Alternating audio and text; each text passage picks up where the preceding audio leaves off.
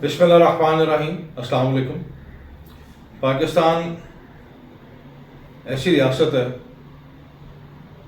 جو آزاد ہو کر بھی اس کی آزادی ابھی ایک سوالیہ نشان ہے. ہماری ریاست میں سیاست میں امریکہ کی مداخلت کسی سے پوشیدہ نہیں ہے. سائفر رجیم چینج، اس کے بعد نگران حکومت ان کا دورانیہ، پھر الیکشن میں جس طرح کے نتائج آئے، پری پول ریگنگ، پوسٹ پول ریگنگ، اس کے بعد یہ جوڑ توڑ کی سیاست، ہر جگہ بیرونی مداخلت، بیرونی اثر و رسوخ نظر آ رہا ہے. امریکہ کے بارے میں مشہور ہے کہ وہ شکاری کے ساتھ بھی ہوتا ہے اور خرگوش کے ساتھ بھی.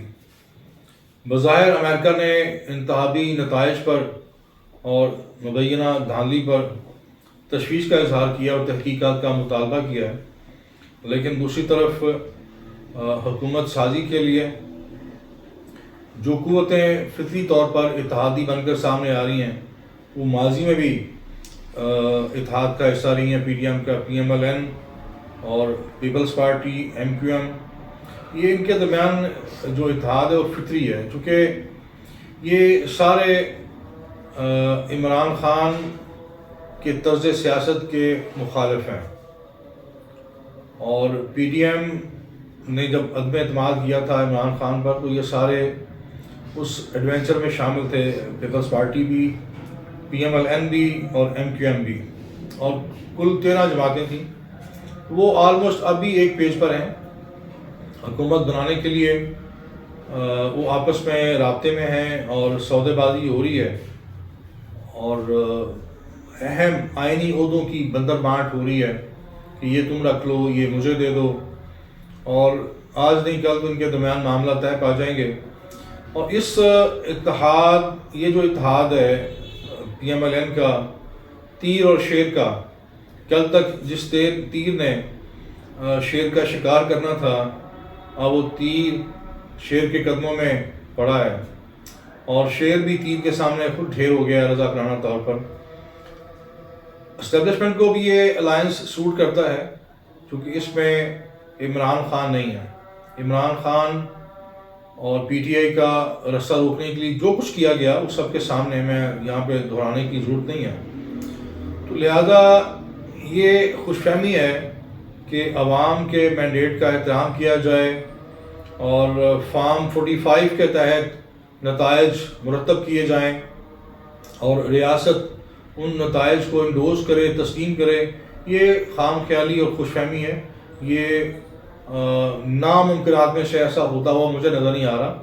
اگر ایسا ہونا ہوتا تو یہ سارے جو اقدامات کیے گئے ہیں، جس طرح دخل دیا گیا ہے سیاست میں، انتخابی سیاست میں، انتخابات کے نتائج میں، اور میرا نہیں خیال کہ یہ ایسا ہونے دیا جائے گا. سو عمران خان کو چاہیے کہ بڑے دل کے ساتھ اپنے آپ کو اپوزیشن کے لیے تیار کرے، اپنی جماعت کو منظم کرے، یکجا کرے، اور KPK میں چونکہ ان کے پاس وہ کسی کے ساتھ اتحاد کے محتاج نہیں ہیں، وہ اپنی حکومت بنائیں، اور پنجاب کے اندر ان کی اگر نمبر گیم پوری ہوتی ہے تو ضرور بنائیں. لیکن چونکہ اس سارے معاملے میں، اس مرحلے میں عمران خان کا جو بیانیہ ہے وہ انہیں اس بات کی اجازت نہیں دیتا کہ وہ پیپلز پارٹی کے ساتھ اتحاد کریں، اور PMLN کے ساتھ تو ظاہر ہے PTI کا اتحاد کا سوال ہی پیدا نہیں ہوتا. سو اسٹیبلشمنٹ بھی نہیں چاہے گی کہ PTI اور پیپلز پارٹی آپس میں اکٹھے ہوں. سو وہ ان کی آپس میں جو سودے بازی ہے، جو ڈیل اور ڈھیل ہے ان کے اور نون کے درمیان، وہ زیادہ ممکن ہے اور وہ ایسا ہو جائے گا. سو عمران خان کو اور ان کی پارٹی کو ابھی عدالتوں میں کئی مراحل سے گزرنا ہوگا. جہاں جہاں دھاندلی ہوئی ہے، ظاہر ہے خاموش رہنا تو مناسب نہیں ہے. وہ اپنی انصاف تک رسائی کے لیے اور سچائی تک رسائی کے لیے اپنی پوری آئینی اور قانونی جدوجہد کریں گے، کرنی بھی چاہیے. اور دوسری بات یہ ہے کہ یہ ایک مذاق بن کے رہ گیا ہے پاکستان کے اندر. ہم کہتے تھے آئین کو موم کی ناک سمجھا جاتا ہے، جو طاقتور ہیں ان کے لیے آئین موم کی ناک ہے۔ اور آپ دیکھیں کہ کیسے کیسے یہ جو کہا جا رہا ہے کہ ہم پاکستان کو عدم استحکام سے بچانے کے لیے اکٹھے ہوئے ہیں، اور اصل بات یہ اقتدار کی بندر بانٹ کے لیے اکٹھے ہوئے ہیں، اور ان کی بقا ہی اقتدار میں ہے، اور یہ ایک دوسرے کی کمر کھجاتے ہیں، پہلے ایک دوسرے کے کپڑے اتارتے ہیں، ایک دوسرے کی پگڑیاں اچھالتے ہیں الیکشن کی جو گرما گرمی کے لیے، لیکن جیسے ہی نتائج سامنے آئے، ایک ہنگ پارلیمنٹ وجود میں آئی، تو یہ ایک دوسرے کی کمر کھجانے میں لگ گئے۔ اب پھر ملاقاتیں، پھر میل ملاپ اور مسکراہٹوں کا تبادلہ ہو رہا ہے۔ اور ماضی میں بھی آپ دیکھیں کہ پیپلز پارٹی کے ساتھ اتحاد کر کے P M L Q deputy prime minister کا عہدہ، نیا ایک عہدہ پیدا کیا گیا آئین میں، جس کا پہلے کوئی تصور نہیں تھا، کوئی گنجائش نہیں تھی، لیکن چودھری پرویز رائی ڈپٹی پرائم منسٹر بنے، اور بلوچستان میں 2 وزیر اعلیٰ 2.5 سال کے لیے ان کے درمیان معاملہ طے پائے، ثناء اللہ ظاہری اور اس کے بعد ایک اور صاحب تھے، مجھے ان کا نام یاد نہیں ہے، یعنی پہلی مدت کے لیے ایک شخص ثناء اللہ جو ہیں وہ بنے وزیر اعلیٰ، اس کے بعد جو دوسرے صاحب تھے وہ 2.5 سال کے وزیر اعلیٰ بنے، اور اب یہ آپشن ہے کہ آپ اگر مرکز میں اتحادی حکومت بنتی ہے پیپلز پارٹی کی اور پی ایم ایل این کی، تو 2.5 سال کے لیے پیپلز پارٹی کا وزیر اعظم ہوگا، اور باقی 2.5 سال کے لیے پی ایم ایل این کا۔ اور اگر شہباز شریف آتے ہیں وزیر اعظم، تو پھر پنجاب میں جو وزارت اعلیٰ ہے اس کے لیے مریم نواز کا نام دیا جا رہا ہے۔ سو یہ موروثیت بھی اور یہ جو مفاہمت کے نام پر منافقت کی سیاست ہے، یہ بھی پوری طرح آشکار ہو گئی ہے۔ موروثیت ہو یا یہ منافقت کی سیاست، اس نے ہماری ریاست کو دیمک کی طرح یہ چاٹ رہی ہے، ریاست کو اس نے اپاہج کر دیا ہے، اور یہ کبھی بھی جب تک ایک جماعت کو بھرپور مینڈیٹ نہیں ملے گا، یہ متھ نہیں ٹوٹے گی۔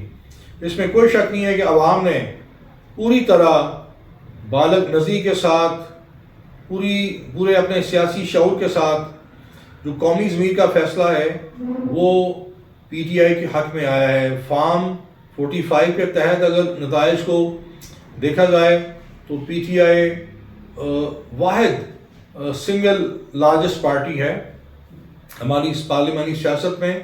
یہ جو الیکشن 8 فروری 2024 کا ہوا ہے، لیکن پی ٹی آئی کو اس سیاسی منظرنامے سے حرف غلط کی طرح مٹانے کے لیے جو کچھ کیا گیا وہ سب کے سامنے ہے۔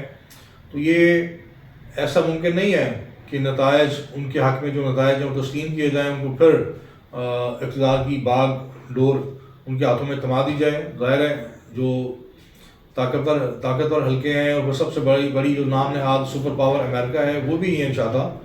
بہرحال عوام نے اپنا فیصلہ دے دیا ہے، عوامی عدالت نے اپنا فیصلہ سنا دیا ہے۔ اب آنے والے کل میں کیا ہوتا ہے، یہ حکومت، اتحادی حکومت جو بنے گی، ان کے درمیان مراعات کی، مفادات کی جو بندر بانٹ ہے وہ ہوگی، اور عوام پھر خالی ہاتھ رہ جائیں گے۔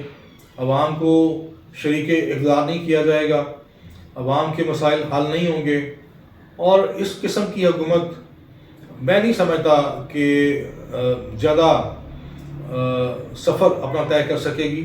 ان کے درمیان پھر اختلافات پیدا ہوں گے، پھر آئینی بحران پیدا ہوں گے، پھر مکا کی سیاست ہوگی، ڈیل اور ڈھیل کی سیاست ہوگی۔